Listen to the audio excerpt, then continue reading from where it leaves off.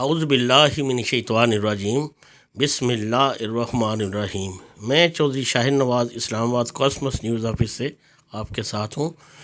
ہم نے مختلف شعبوں کے متعلق کافی انفارمیشن آپ کو دیں، کافی ویڈیوز چڑھائیں، لیکن ہمارے وکلاء دوست جو ہے انہوں نے کافی دفعہ میں ای میلز بھی کیں، فون بھی کیے کہ آپ ہمارے اداروں کے متعلق بھی کچھ بولا کریں۔ ہم صرف اس لیے عدالتوں پہ نہیں بولتے کہ یہ توہین عدالت کا جو ہے نا یہ ایک تلوار لٹکی ہوتی ہے، اس لیے ہم عدالتوں کے بارے میں کچھ زیادہ نہیں لکھتے کرتے، لیکن یہ آج دو جو انفارمیٹیو ویڈیوز ہیں آپ کو شیئر کر رہے ہیں آپ کے ساتھ، یہ ہمیں Rawal Pindi respected lawyers forum کی طرف سے آئی تھیں، تو بے حد اصرار کی ان کے اصرار پر ہم نے یہ آپ کے ساتھ کچھ کی ہیں۔ امید ہے کہ آپ یہ دیکھ کر کچھ نہ کچھ بینیفٹ ضرور حاصل کریں گے اور ان اداروں کے بارے میں آگاہی بھی حاصل ہوگی آپ کو۔ اللہ پاک آپ تمام لوگوں کا حامی و ناصر ہو۔ پاکستان زندہ باد۔ السلام علیکم۔ درمیان میں نہ لاؤ۔ اب میں آپ کو ایک چیز بتانا چاہتا ہوں کہ فیصلے کہاں سے کروائے جاتے ہیں۔ آج ثبوت لایا ہوں میں۔ پہلے تو لوگ کہتے تھے یہ جی فرضی باتیں کرتے ہیں، اب یہ بات ذرا جذبات سے ہٹ کے آپ لوگوں نے غور سے سننا ہے کہ یہ رقبہ ٹائمز جو کہ قادیانیوں کا آفیشیل پیج ہے اور ویریفائڈ پیج ہے، اس پہ یہ خبر لکھتی ہے کہ پریزیڈنٹ ٹرمپ نے ریلیجیس فریڈم کمشنر کو کال کی ہے اور پاکستان میں جو قادیانی بک سیلر ہے اس کی رہائی کا مطالبہ کیا۔ 4 مارچ 2019 کی بات ہے۔ اس کے بعد 11 مارچ کو یونائٹڈ نیشن کا جو نمائندہ ہوتا ہے وہ پاکستان کو کرٹیسائز کرتا ہے کہ تم لوگ قادیانیوں کے ساتھ صحیح رویہ اختیار نہیں کر رہے۔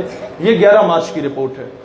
پھر اسی پیج پہ لکھا جاتا ہے 17 مارچ کو کہ یونائٹڈ نیشن نے دوبارہ اور یونائٹڈ اسٹیٹس آف امریکہ نے ان کا جو ریلیجیس فریڈم کا نمائندہ ہے، اس کا جو صدر ہے اس ڈپارٹمنٹ کا، اس نے 17 مارچ کو دوبارہ پاکستان سے کہا کہ آپ قادیانیوں کے ساتھ صحیح رویہ اختیار نہیں کر رہے۔ اس قادیانی بک سیلر جو کہ توہین رسالت کے قانون پر اس کو سزا عائد ہوئی، فرد جرم عائد ہوا، وہ گرفتار ہے، اسے رہا کیا جائے۔ 18 تاریخ کو یہ 3rd کلاس آدمی ثاقب نثار $1,00,000 کا چیک وصول کرتا ہے جس پر لکھا ہوتا ہے کہ احمدیہ مسلم کمیونٹی، اس طرف بعد میں آؤں گا۔ 18 مارچ کو اس کے اگلے دن ہی یہ قادیانیوں سے وہ چیک وصول کرتا ہے ڈیم فنڈ کے نام پہ، اور پھر 20 مارچ کو آتا ہے کہ Pakistan on Monday released an Ahmadi bookseller amid increasing pressure from American lawmakers and religious freedom advocates, کہ پاکستان نے 20 مارچ کو اس قادیانی بک سیلر کو رہا کر دیا امریکہ کے پریشر کے انڈر آ کے۔ اب بولیں فیصلے کہاں سے کروائے جاتے ہیں؟ یہ چیز بتائیں۔ اب سنیں، مجھے بتائیں توہین عدالت کی دفعات لگتی ہے کیا پاکستان کے کانسٹیٹیوشن آرٹیکل نمبر پاکستان کے کانسٹیٹیوشن 7 ستمبر 1974 کو کیا قادیانی ایک نان مسلم مائنورٹی ڈکلیئر نہیں ہوئے تھے؟ قانونی طور پہ ہوئے تھے۔ تو کیا پھر ایک ایسا صفحہ، ایک ایسا چیک وصول کرنا جس پہ کیٹیگوریکلی لکھا ہو کہ احمدیہ مسلم کمیونٹی، کیا ثاقب نثار یہ چیک وصول کر کے توہین عدالت کا مرتکب ہوتا یا نہیں ہوتا؟ میں 295C کا ذکر ہی نہیں کرتا، میں توہین رسالت کا ذکر ہی نہیں کرتا، میں قانونی سطح پہ آپ کے آگے بات رکھتا ہوں۔ کیا یہ 3rd کلاس آدمی جو کہ چیف جسٹس رہا ہے، وہ 3rd کلاس آدمی کیا قانون کی دھجیاں نہیں اڑاتا؟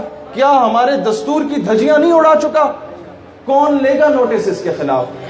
چیف جسٹس صاحب، آپ نے سستی شہرت کے لیے یہ حرکتیں تو کی تھیں، جا کے پاکستان میں ہزاروں لاکھوں کیسز پینڈنگ پڑے تھے اور آپ باتھ روموں کے ہاسپٹلز کے غسل خانے جا کے چیک کر رہے تھے۔ آپ ہمیں یہ بتائیں کہ آپ قانون کی بالادستی کے لیے کیا کر رہے تھے؟ آپ نے تو قانون کی دھجیاں خود اڑائی ہیں۔ ناظرین، پاکستان میں خواتین شادی کے بعد اپنے نام کے ساتھ اپنے خاوند کا نام لگاتی ہیں، جبکہ سپریم کورٹ کے جج قاضی فائز عیسیٰ کی بیوی نے اپنے نام کے ساتھ 3-4 انگریز مردوں کے نام لگائے ہوئے تھے۔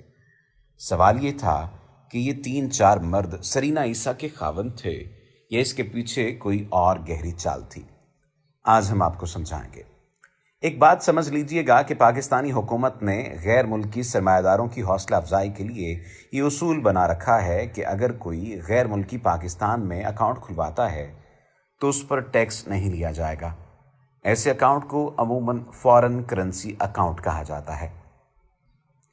ये कानून इसीलिए बनाया गया था कि गैर मुल्की सरमायाकार ज्यादा से ज्यादा बैंक अकाउंट पाकिस्तान में खुलवाएं ताकि ज्यादा से ज्यादा गैर मुल्की दौलत पाकिस्तान में आ सके। अब कहानी कुछ इस तरह से हुई कि काजी फायज ईसा की करप्शन की वजह से जब घर में बेतहाशा दौलत की रेल पेल होने लगी तो दो किस्म के मसले काजी फैमिली को दरपेश हुए।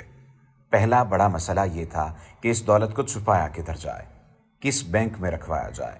एक तरीका तो ये था कि इस सारी दौलत का सोना खरीदा जाता और ज़मीन में दबा दिया जाता, मगर इसमें मसला ये था कि काजी फायज ईसा जब से सुप्रीम कोर्ट के जज बने थे हर रोज़ नोटों के भरे ब्रीफकेस उनके घर पहुंच रहे थे। यानी एक मुसलसल अमल था और इस दौलत को छुपाने के लिए हर रोज़ सोना नहीं खरीदा जा सकता था। लिहाजा इस दौलत को छुपाने के लिए किसी ऐसे बैंक अकाउंट की ज़रूरत थी जो FBI और दीगर ऐसे इदारों की नज़रों से ओझल भी होता और उस पर टैक्स की कटौती भी ना हो पाती। तब इस मसले को हल करने के लिए काजी फायज ईसा ने अपनी बीवी जरीना ईसा की एक जाली शनाख्त बनाई।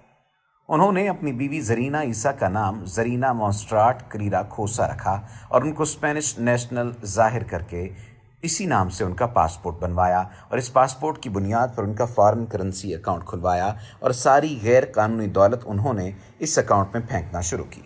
अब गौर कीजिएगा कि FBI और करप्शन की छानबीन करने वाले दीगर इदारे काजी फायज ईसा की बीवी जरीना ईसा को तो जानते थे मगर जरीना मोन्स्ट्राट करीरा खोसो को बिल्कुल नहीं जानते थे। हालांकि ये दोनों एक ही शख्सियत के दो नाम थे, लिहाजा करप्शन से कमाई दौलत जरीना मोन्स्ट्राट करीरा खोसो के अकाउंट में शिफ्ट होती रही, जबकि जरीना ईसा का अकाउंट बिल्कुल नॉर्मल और साफ सुथरा नजर आता रहा। गौर कीजिएगा कि किस तरह पाकिस्तान की आला अदलिया के एक जज ने फ्रॉड की एक नई तारीख रकम की। अब उधर सवाल ये पैदा होता है कि जज साहब पकड़े कैसे गए। मौसूफ पकड़े कुछ इस तरह से गए कि उनकी अहलिया जरीना ईसा के नाम पर लंदन में 3 ऐसे फ्लैट खरीदे गए थे जो अपने असल नाम जरीना ईसा के नाम से खरीदे गए थे, लेकिन इन फ्लैट्स को कहीं भी डिक्लेयर नहीं किया गया था। जब FBI ने उन असासजात के बारे में छानबीन की और जरीना ईसा से पूछा गया कि ये फ्लैट्स किस इनकम से खरीदे गए तो पता चला कि मोहतरमा के पास इन असासों का कोई सोर्स ऑफ इनकम ही मौजूद नहीं है। मजीद छानबीन की गई तो जरीना मोन्स्ट्राट करीरा खोसो वाला मामला भी सामने आ गया। ऐसे हालात में जब काजी फायज ईसा ने देखा कि वो फंसते चले जा रहे हैं, उन्होंने फ़ौरन अपने साथी जजेस से मिलकर एक ऐसा मुतनाज़ा फैसला अपने हक में करवाया कि आज के बाद किसी भी जज या उसकी फैमिली से उसकी करप्शन या गैर कानूनी दौलत के बारे में सवाल नहीं किया जा सकेगा। ये इतना शर्मनाक फैसला था कि जिसकी नज़ीर शायद दुनिया की अदालती तारीख में कहीं ना मिल सके। नाजरीन, जज निज़ाम इंसाफ की इकाई और दहाई दोनों होते हैं। अगर जज करप्शन पर उतर आए तो नस्लें तबाह हो जाती हैं और जवाल का सूरज इस कौम पर पूरी आबोताब से चमकने लगता है। आज अगर पाकिस्तान को बेहतर करना है तो पाकिस्तान के निज़ाम इंसाफ को बेहतर करना होगा। अगर निज़ाम इंसाफ को बेहतर करना है तो जजों के लिए मेरिट और सलाहियत जांचने का कोई वाज़ेह तरीक़ाकार वज़ा करना पड़ेगा। आज पाकिस्तान में जज बनने के लिए कोई वाज़ेह मेरिट नहीं है। अगर हमने निज़ाम इंसाफ को मेरिट की बुनियादों पर उस्तवार न किया तो पाकिस्तानी मुआशरा अनारकी का शिकार होकर तबाही के रास्ते पर गामजन हो जाएगा।